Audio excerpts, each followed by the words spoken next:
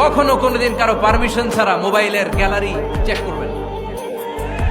কখনো কারো পারমিশন ছাড়া তার ফেসবুকের মেসেঞ্জারে কে কার সাথে চ্যাটিং করেছে এটা করা যাবে না।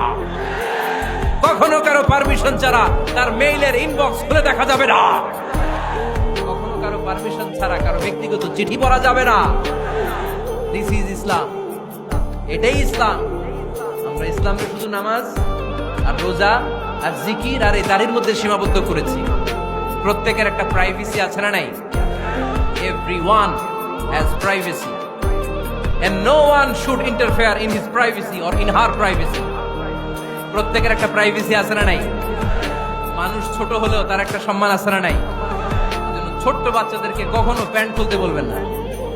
অনেকে বলে আরে ছোট মানুষ খোল খোল, আরে তুই খোল, এই খোল খোল খোল, তো আছে না নাই?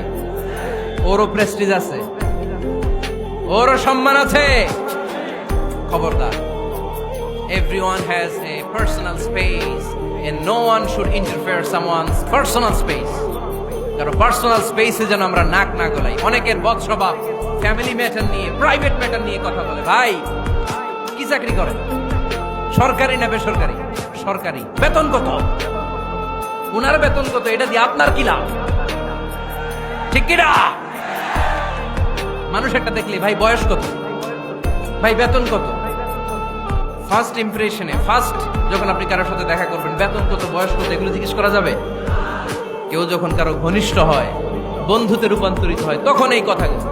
শুরুতেই প্রাইভেট ম্যাটার নিয়ে, পার্সোনাল ম্যাটার নিয়ে খোঁচাখুচি করা যাবে